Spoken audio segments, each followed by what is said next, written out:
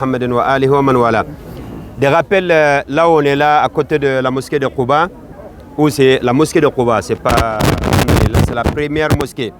Comme Cheikh l'a dit, Barakallahu Fik, on va essayer de se rappeler au moins 3 choses ici. 3 endroits, comme ça on ne va pas s'arrêter là-bas après. Ici, là où on est à côté de ici, il y a un puits ici, on dit Bero Khatam ou Bero Aris. Également, regardez à gauche aussi, le prophète sallallahu alayhi wa sallam, quand il est venu, c'est là où il s'est arrêté, le prophète sallallahu alayhi wa sallam. C'est fermé maintenant, juste il y a des travaux. C'est là-bas le prophète sallallahu alayhi wa sallam, avec Abu Bakr Siddiq radiyallahu anhu, ils se sont arrêtés là.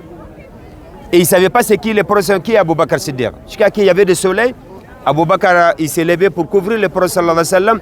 Et dès là, ils ont su que c'est lui le prophète sallallahu alayhi wa sallam. C'était là, juste à côté. Et après, il est venu ici le prophète sallallahu alayhi wa sallam. Il a résidé à côté. Juste en face de la mosquée, il y a des panneaux. Vous voyez le panneau que vous voyez?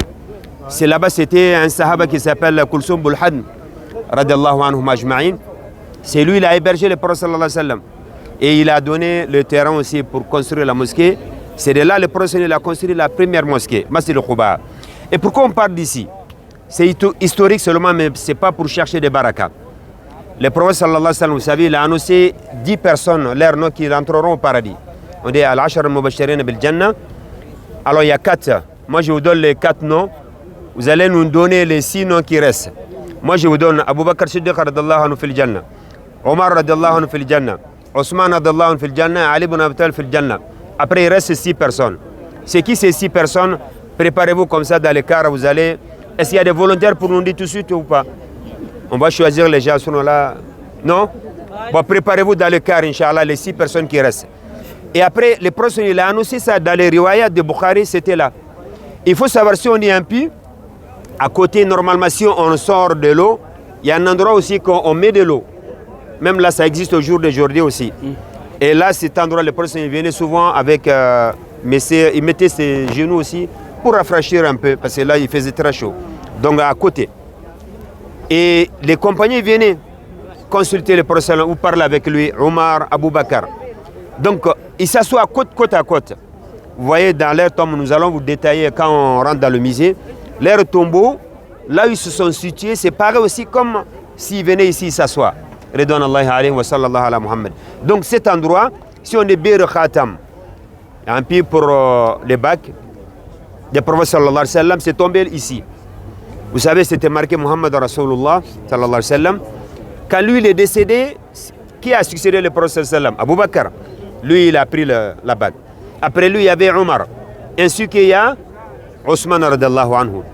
Un jour, Ousmane, ils sont tous décédés. Il reste que lui. Mais de temps en temps, il venait ici de se rappeler de ce qui s'est passé. Le prophète Abu Bakr ainsi que Omar.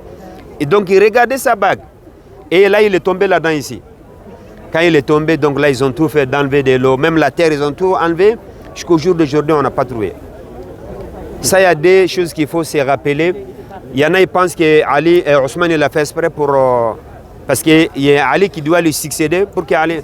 Il y a des gens qui disent des choses mais c'est n'importe quoi. Ça n'a rien à voir avec la vérité. Entre les compagnons, il y avait l'amour total entre eux, entre Ousmane et Ali et les autres aussi. Donc là, ça n'a rien à voir avec ce qu'on attend. Donc ce que nous on doit dire ici, que le prophète sallallahu alayhi wa sallam, c'est là il a annoncé le nom de ses compagnons qui rentreront au paradis, à côté de sa mosquée, à côté de là où il est venu. Également la maison aussi de Hadm ibn Kulsum. Donc nous on vient vraiment pour se rappeler qu'un jour aussi nous allons partir. C'est là aussi le prophète il a annoncé qu'Ousmane il allait être martyr. Ici également à Uhud aussi. Parce qu'il a dit ici qu'il y a Ousmane qui vont lui assassiner. C'était le cas comme le prophète a annoncé. Et ce qu'on doit finir, je dois finir avec, c'est la prière aussi Ahbab al-Kiram. Le voyage, j'ai dit au début, je répète toujours jusqu'à la Mecque, que c'est des voyages spirituels. Chaque fois qu'on s'arrête à un endroit, on doit sortir avec des choses positives. Ousmane, lorsqu'ils ont assassiné, avant même, là, il est mort martyr, comme vous savez.